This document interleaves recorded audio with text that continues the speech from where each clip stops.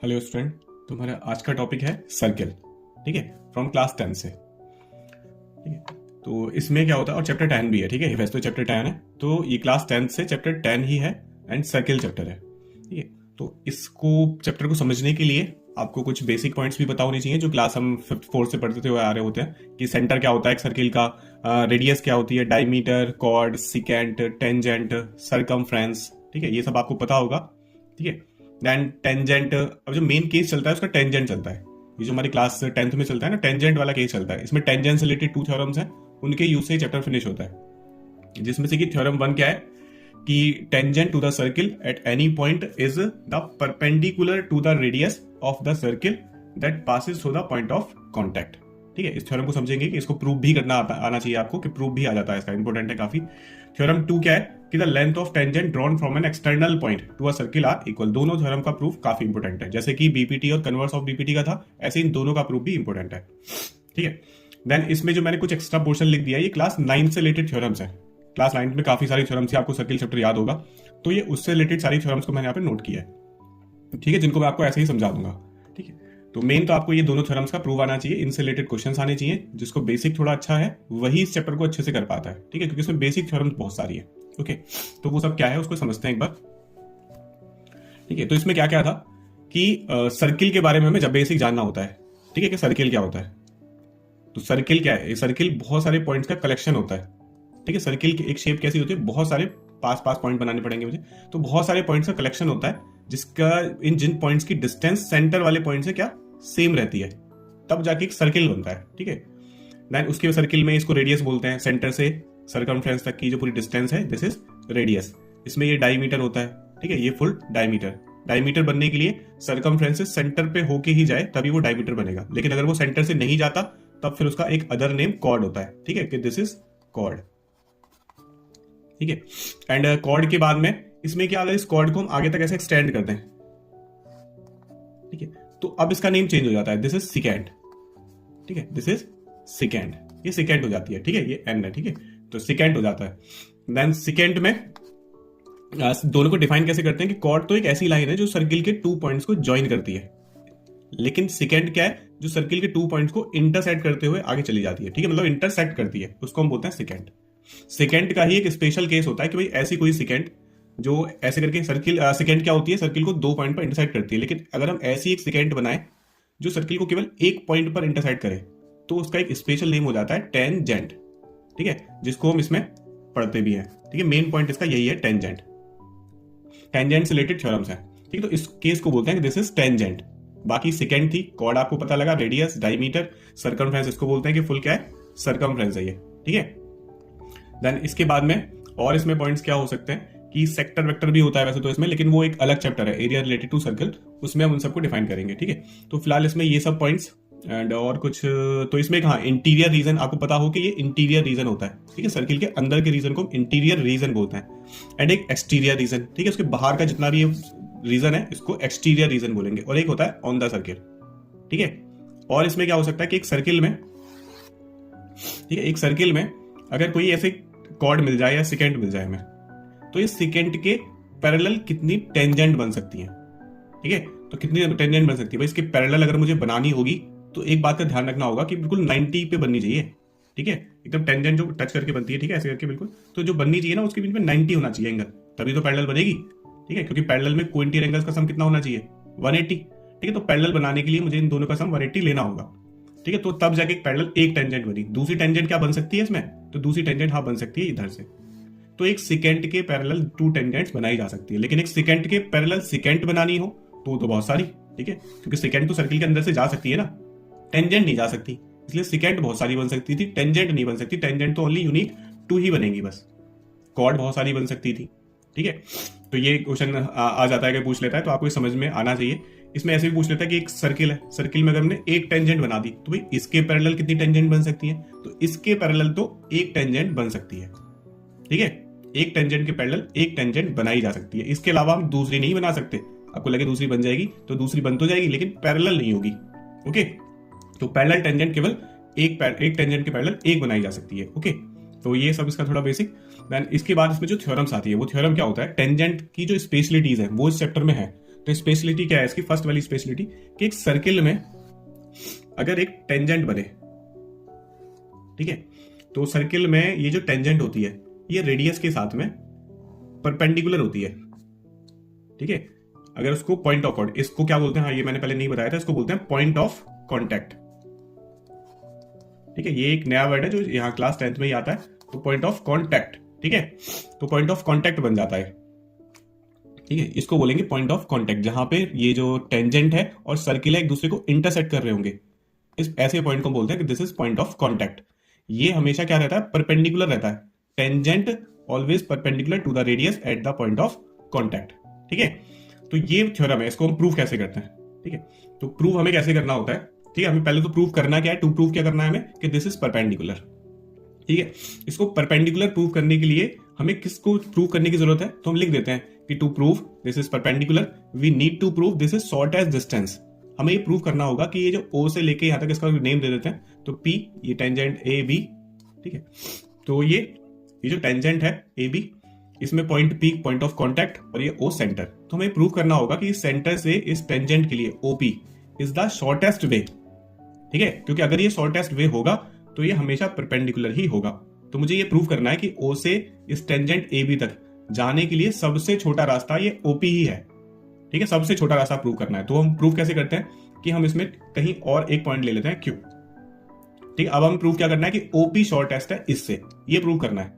तो पहले ये इससे प्रूव होगा, उसके बाद लिख देंगे कि सिमिलरली जैसे ये इससे छोटा प्रूव हुआ है, ऐसे ही यहां से बनने वाली किसी भी अनदर लाइन से भी ये छोटा ही होगा। Hence prove this is the shortest and hence prove this is perpendicular, ठीक है। ये प्रूव हो जाता है। तो प्रूव करने का तरीका आपको याद रहा है, हमें करना क्या है, हमें इसको छोटा स्मॉलेस्ट प्रूव करना है, किससे? बाकी अदर लाइन से। अदर लाइन कहां से? जो सेंटर से इस टेंजेंट तक बनाई जाए, उनमें ये सबसे छोटी प्रूव करनी है हमें, ठीक है। तो उसके लिए बहुत ज्यादा मैथमेटिकल स्टेटमेंट तो नहीं लिखने होते, आपको थ्योरेटिकल स्टेटमेंट्स ही लिखने होते हैं, ठीक है, जो कि आपकी बुक में भी है, मैं आप बस समझा रहा हूं, ठीक है। तो इसमें आपको करना क्या है कि मुझे ओपी को छोटा प्रूव करना है। तो उसके लिए मैं लिखता क्या हूं, ठीक है। उसके लिए मैं लिखना होता है कि यहां पे एक और पॉइंट ले लिया M। तो इतना तो देखो हमें पता ही है कि OP OM के इक्वल होगा, ठीक है। अगर पूछो कि क्यों इक्वल होगा, तो बिकॉज बोथ आर रेडियाई, दोनों के दोनों रेडियाई है ना, ठीक है। ये भी रेडियस है वो भी रेडियस है, तो रेडियस तो इक्वल होती है एक सर्किल की, ठीक है। उसके बाद आप सोचो कि अगर इसमें ये दोनों इक्वल है लेकिन इसमें थोड़ा सा और ऐड हो गया है, तो ये तो पक्का बड़ा ही होगी ना, OP छोटा रह जाएगी और OQ बड़ा हो जाएगी, क्योंकि OM में कुछ ऐड किया गया है MQ, इसलिए OQ तो बड़ी होगी, ठीक है। और हमें पता है सर्किल के बाहर अगर कोई पॉइंट है तो वो तो हमेशा एक रेडियस से बड़ा ही होगा, ठीक है। तो OP is shorter than OQ, तो OP उससे छोटी है, ठीक है। तो जैसे अब ये इससे छोटी हुई है, ऐसे ही इस पॉइंट के जितने भी पॉइंट होंगे सारे के सारे क्या होंगे? सर्किल के एक्सटीरियर होंगे, और एक्सटीरियर पॉइंट हमेशा एक रेडियस से बड़े ही होंगे, इसलिए हैंस प्रूव कि OP ही सबसे छोटी डिस्टेंस है, ठीक है। जैसे ही आपका ये सबसे छोटी डिस्टेंस आप प्रूव करोगे, तभी आप लिख दोगे now we can say that tangent is perpendicular to the radius at the point of contact, ठीक है। या फाइनली लिख देते हो। तो आपको ये लैंग्वेज बुक में भी है, सभी जगह लिखी हुई है, उस हिसाब से समझ लिया होगा आपने, अपनी लैंग्वेज में आप इसको लिख लो, ठीक है। देन दूसरी थ्योरम इसमें क्या थी कि इसमें एक सर्किल है, ठीक है। सर्किल में अगर एक्सटीरियर पॉइंट से हम टेंजेंट ड्रॉ करें, तो पहले तो कितनी टेंजेंट ड्रॉ की जा सकती है? तो बता दें कि केवल 2 टेंजेंट ड्रॉ की जा सकती है, एक ऐसे ड्रॉ हो जाएगी, एक ऐसे, ठीक है। तो फिगर थोड़ा साफ नहीं है, ध्यान रखना, टेंजेंट हमेशा सर्किल को ऐसे टच करके जाती है, ठीक है। तो थोड़ा चलो साफ बना लेते हैं कि एक सर्किल बनाया हमने, ठीक है, इतना ही साफ बन पाएगा। देन उसके बाद में तो यहां से एक्सटीरियर पॉइंट से हमने क्या टेंजेंट्स बनानी है, एक टेंजेंट ये बना ली और दूसरी टेंजेंट हमने ये बना ली, यहां से दोनों सेम एक्सटीरियर पॉइंट्स हैं, ठीक है। ध्यान रखना, सेम एक्सटीरियर पॉइंट का नेम ले लेते हैं P, और ये जो पॉइंट ऑफ कॉन्टैक्ट है इसका नेम हम A और B ले लेते हैं। तो हमें प्रूफ क्या करना है कि ये जो एक्सटीरियर पॉइंट से जो टेंजेंट बनाई जाती है, पहले तो ये 2 ही बन सकती है, ठीक है, इससे ज्यादा नहीं बन सकती, देन 2 बन सकती है। उसके बाद में इन दोनों की लेंथ जो होती है ना, वो होती है बराबर, इक्वल, ठीक है। तो हमें प्रूव करना है कि BP is equal to AQ। उसके लिए काफी सिंपल प्रूफ है, सेंटर होगा इसका कहीं ना कहीं O, इस पॉइंट ऑफ कॉन्टैक्ट को ऐसे ज्वाइन कर लेते हैं, तो ये तो परपेंडिकुलर होगा, ये पॉइंट ऑफ कॉन्टैक्ट ज्वाइन कर लेते हैं। परपेंडिकुलर क्यों होगा? क्योंकि हमने अभी एक थ्योरम प्रूव किया है, रेडियस हमेशा परपेंडिकुलर होती है अगर उसको टेंजेंट के पॉइंट ऑफ कॉन्टैक्ट के साथ ज्वाइन किया जाए तो, ठीक है। उसके बाद इसको ज्वाइन कर लेते हैं, इसको ज्वाइन कर लेते हैं, और इन दोनों ट्राइंगल को कर देते हैं कॉन्ग्रुएंट। कौन कौन से? इन ट्राइंगल, एक तो ट्राइंगल आ जाता है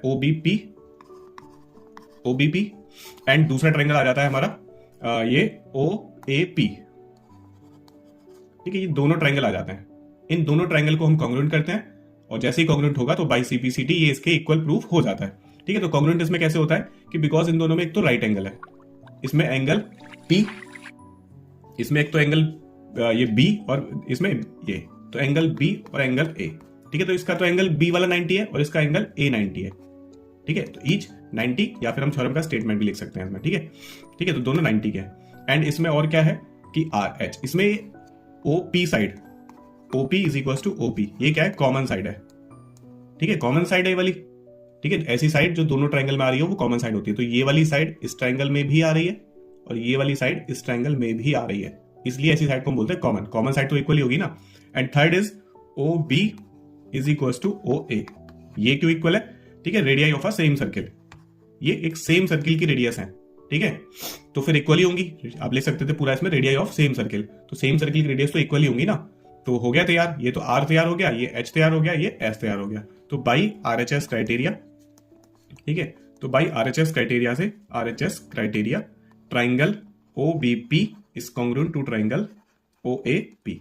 ठीक है, यहां पे मैंने पहले बताया था कि ये हमें सिंबॉलिक फॉर्म में लिखना होता है, मतलब ओ के सामने ओ आएगा अगर ओ के इक्वल है तो, और मैंने ओ के सामने ओ लिखा है। बी ए के इक्वल था, बी ए के इक्वल था, दोनों 90 थे, इसलिए बी के सामने ए आएगा। एंड पी वाला एंगल पी के इक्वल होगा। ठीक है, रीजन तो नहीं है लेकिन ये हाँ ये इक्वल होगा। ठीक है, रीजन भी हो जाएगा लेकिन फिलहाल मैंने डायरेक्ट लिख दिया, तो P is equal to P. ठीक है, तो इसको सिंबॉलिक फॉर्म ऑर्डर में ही लिखना होता है। ठीक है, जब हमने ये सब लिख दिया तो उसके बाद में बाई सीपीसीटी प्रूव हो जाता है कि अब इसका सीपीसीटी से BP is equal to AP होगा, BP is equal to AP, hence prove. ठीक है, हमें यही प्रूव करना होता है। तो बाकी इस थ्योरम को ठीक से कैसे लिखेंगे कि क्या आपको क्या गिवन है। ठीक है, एक थ्योरम तो ऐसे प्रूव होती है कि गिवन क्या है, टू प्रूव क्या करना है हमें। अगर हमने कोई कंस्ट्रक्शन किया है तो उसको लिख देते हैं कि कंस्ट्रक्शन क्या किया है, उसके बाद में फिर प्रूव स्टार्ट करते हैं। ठीक है, तो प्रूव हमने यहां से स्टार्ट किया था। ओके, चलो ये दो थ्योरम थी इसमें। बाकी फटाफट से आपको ना क्लास 9th वाली थ्योरम को रिवाइज करा देते हैं। तो क्लास 9th में थ्योरम क्या थी, तो उसमें थ्योरम उन सभी का प्रूफ था लेकिन हम प्रूव नहीं करके उनको स्टेटमेंट रिवाइज कर रहे हैं। तो उसमें फर्स्ट थ्योरम क्या आती है कि एक सर्किल में अगर टू इक्वल कॉर्ड्स हो, ठीक है, equal chords A B and C D are two equal chords, it is given, तो फिर इनसे बनने वाला जो सेंटर पे एंगल, ये भी क्या होता है, हमेशा इक्वल होता है। ठीक है, तो ध्यान रखना कि अगर कोई एक सर्किल है, सेम सर्किल, और उसमें दो इक्वल कॉर्ड्स हैं तो उनसे बनने वाला सेंटर पे एंगल क्या होगा, इक्वल। ठीक है, सेम सर्किल की जगह अगर कोई कॉन्ग्रुएंट सर्किल्स हो दो तो वहां पे भी, कॉन्ग्रुएंट सर्किल का मतलब तो सेम ही होता है ना, क्योंकि ऐसे सर्किल्स कॉन्ग्रुएंट सर्किल्स होते हैं जिनकी रेडियस सेम होती है, तो वहां पे भी ये केस अप्लाई हो जाएगा कि अगर कोई दो इक्वल कॉर्ड्स हैं तो उनसे बनने वाला सेंटर पे एंगल भी इक्वल होगा। ठीक है, एक तो इसमें ये थ्योरम थी।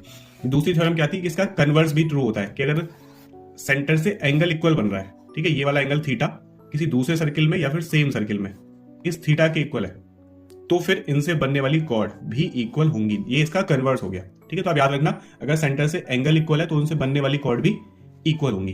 ओके, देन आगे अगली थ्योरम क्या होती है इसमें कि इसमें अगर एक सर्किल है और सर्किल में एक कॉर्ड है, इस कॉर्ड पे अगर हम एक परपेंडिकुलर ड्रॉ करें, ठीक है, तो परपेंडिकुलर इस कॉर्ड को कर देता है बाइसेक्ट। ठीक है, इक्वल पार्ट्स में डिवाइड कर देता है, ये थ्योरम है। ठीक है, आप याद रखना कि अगर ए बी एक कॉर्ड है और हमने सेंटर से उस पर एक परपेंडिकुलर ड्रॉ किया है तो फिर perpendicular bisect the chord. Statement is perpendicular from the centre bisect the chord. Okay, इसका कन्वर्स भी ट्रू है। कन्वर्स क्या होगा कि अगर एक सर्किल में कॉर्ड है और कॉर्ड के मिड पॉइंट से अगर हम परपेंडिकुलर ड्रॉ करें, ठीक है, परपेंडिकुलर ड्रॉ करें, ठीक है, परपेंडिकुलर, सॉरी हमें प्रूव करना होगा इसमें, हम क्या करें, मिड पॉइंट को सेंटर से ज्वाइन कर दें। ठीक है, परपेंडिकुलर इस बार नहीं होता, तो हम क्या करें कि इसका कोई मिड पॉइंट होगा उसको सेंटर से ज्वाइन कर दें, तो फिर ये क्या होगा, परपेंडिकुलर होगा। पहले क्या था, परपेंडिकुलर था तो बाइसेक्ट कर रहा था, इस बार क्या कि अगर बाइसेक्ट है पहले से, मिड पॉइंट है और उसको सेंटर से ज्वाइन करें तो वो हमेशा परपेंडिकुलर होगा। ठीक है, तो इसकी एक तो थ्योरम ये हो गई। देन आगे और थ्योरम क्या है कि अगर एक सर्किल में फिर से टू इक्वल कॉर्ड्स हो, ठीक है, इक्वल कॉर्ड्स वाली तो पहली थ्योरम भी थी, एक और थ्योरम है, अगर कोई कॉर्ड्स हैं जो इक्वल हैं सेम सर्किल में या फिर कॉन्ग्रुएंट सर्किल में, तो उनकी सेंटर से डिस्टेंस भी क्या होती है, इक्वल होती है। ठीक है, ये जो डिस्टेंस रहेगी, डिस्टेंस ऑलवेज परपेंडिकुलर, ठीक है, तो ये डिस्टेंस भी इक्वल होती है। इनका प्रूफ सबका बहुत इजी है, हम ट्रायंगल्स को कॉन्ग्रुएंट कर लेते हैं, प्रूव हो जाता है। बट हम प्रूव करने की जरूरत नहीं है, आपको क्लास 9 के क्वेश्चन करने हैं तो इनका स्टेटमेंट याद रहना जरूरी है। ठीक है, तो एक ये थ्योरम है, इसका कन्वर्स भी ट्रू। कन्वर्स क्या होना चाहिए इसका कि अगर कोई सर्किल है और सर्किल में ऐसा डिस्टेंस इक्वल है तो फिर उनसे बनने वाली कॉर्ड भी इक्वल होंगी। ठीक ठीक है, तो डिस्टेंस इक्वल तो कॉर्ड इक्वल, और वो क्या था कि अगर कॉर्ड इक्वल तो डिस्टेंस इक्वल। ठीक है, एक ये थ्योरम है इसमें। देन आगे एक थ्योरम क्या थी कि 3 नॉन कोलिनियर पॉइंट से केवल एक ही सर्किल पास हो सकता है। ठीक है, 3 नॉन कोलिनियर पॉइंट से केवल एक यूनिक सर्किल पास हो सकता है, ये थ्योरम थी। देन और थ्योरम क्या थी इसमें, हाँ जो मेन थ्योरम इसमें सबसे ज्यादा यूज होता है वो थ्योरम क्या थी कि एक सर्किल में सेंटर पे जब एंगल बनेगा, ठीक है, और फिर इन्हीं दोनों पॉइंट से एक सर्कमफ्रेंस पे हम एंगल बनाए ऐसे करके। ठीक है, लेकिन दोनों एंगल क्या होने चाहिए, सेम साइड रहने चाहिए। ठीक है, दोनों एंगल सेम साइड रहने चाहिए। ठीक है, तो वो वाला एंगल नहीं, सॉरी ये वाला एंगल, दोनों एंगल सेम साइड, जैसे ये वाला एंगल। ठीक है, तो फिर ये वाला एंगल इस वाले एंगल का होता है डबल। जैसे ये एंगल अगर 30 डिग्री का होगा तो ये कितना होगा, 60 डिग्री का। ठीक है, तो आपको याद रखना होता है कि अगर सर्किल में सेंटर पे एक एंगल बने और फिर इसी से एक सर्कमफ्रेंस पे एंगल बने इन्हीं दोनों पॉइंट से, तो ये वाला एंगल इस वाले एंगल का कितना होगा, डबल। ओके, ये थ्योरम है इसमें। देन इसी से रिलेटेड एक थ्योरम क्या होती है कि अगर एक सर्किल में ऐसे सेमी सर्किल बनाए, मतलब डायमीटर बनाए, तो डायमीटर में ये वाला एंगल होता है, ये कितने का होता है, ऑलवेज परपेंडिकुलर 90 राइट एंगल। ठीक है, क्यों होता है राइट एंगल, क्योंकि ये वही वाली थ्योरम है, उसी से रिलेटेड थ्योरम है कि सेंटर पे एंगल कितना बन रहा है इन दोनों पॉइंट से, 180 का स्ट्रेट लाइन है ना, तो फिर वो कितना होगा, 90 इसका हाफ। ठीक है, वही थ्योरम है। इसी से रिलेटेड एक और थ्योरम क्या होती है कि एक सर्किल में अगर 2 पॉइंट से ऐसे करके हम ये ड्रॉ करें, तो ये दोनों आपस में क्या होते हैं, इक्वल एंगल्स होते हैं। क्यों होते हैं इक्वल एंगल्स, थोड़ा सा समझे तो, बिकॉज ये दोनों के दोनों क्या होंगे, सेंटर पे बनने वाले एंगल का क्या होंगे, हाफ। ये तो हमने एक थ्योरम पढ़ी है ना कि ये एंगल क्या होगा, सेंटर पे बनने वाले एंगल का हाफ होगा, तो फिर ये भी हाफ ही होगा क्योंकि ये भी तो उन्हीं दोनों पॉइंट से बन रहा है। ठीक है, दोनों ही हाफ है तो इसका मतलब तो दोनों इक्वल है, क्योंकि अगर सेम किसी का भी हम हाफ करेंगे, ठीक है, सेम एंगल का हाफ करेंगे तो आने वाला भी जैसे 60 है तो इसका हाफ ये भी 30 और वो भी 30, दोनों 30 हो जाएंगे तो क्या इक्वल ही होंगे फिर तो। इस वजह से angle from the same segment, ठीक है, सेम सेगमेंट से बनने वाले एंगल्स क्या होते हैं, इक्वल होते हैं। रीजन आपको बता दिया कि क्यों इक्वल होता है। ठीक है, ध्यान रखना एंगल्स बिल्कुल वहां तक बनने चाहिए। ठीक है, कहीं मेरा फिगर आप देख लो तो ये बिल्कुल कॉर्नर तक, ठीक है, सर्किल की सर्कमफ्रेंस तक, और दोनों सेम साइड हो, ऐसा ना हो कि एक नीचे वाली साइड हो, तब ये दोनों एंगल्स इक्वल नहीं होते हैं।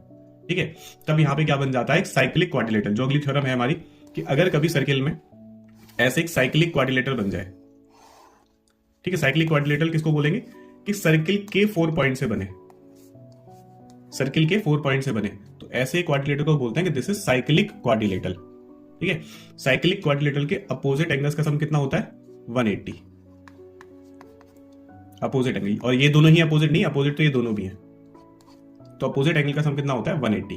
ठीक है, तो ये इसमें थ्योरम है। बाकी इसमें एक और थ्योरम थी कि एक्सटीरियर एंगल जो होता है साइक्लिक क्वाड्रिलेटरल का, एक्सटीरियर एंगल उसके इंटीरियर वाले अपोजिट एंगल के इक्वल होता है। ठीक है, तो ये भी थ्योरम है इसमें। तो ये सब सर्किल में थ्योरम थी क्लास 9th में, जिनको आपको करना चाहिए अच्छे से।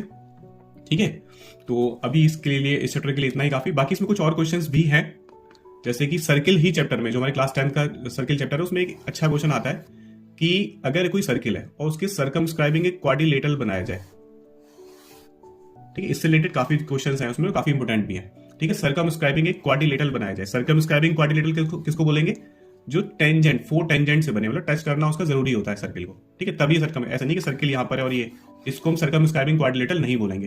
ठीक है, इसको बोलेंगे सर्कमस्क्राइबिंग क्वाड्रिलेटरल। तो इसमें एक प्रॉपर्टी क्या होती है कि जब भी कभी ऐसा क्वाड्रिलेटरल होता है तो उसमें इस वाली साइड AB प्लस CD, मतलब अपोजिट साइड का सम इक्वल होता है। AB plus CD is equal to AD plus BC।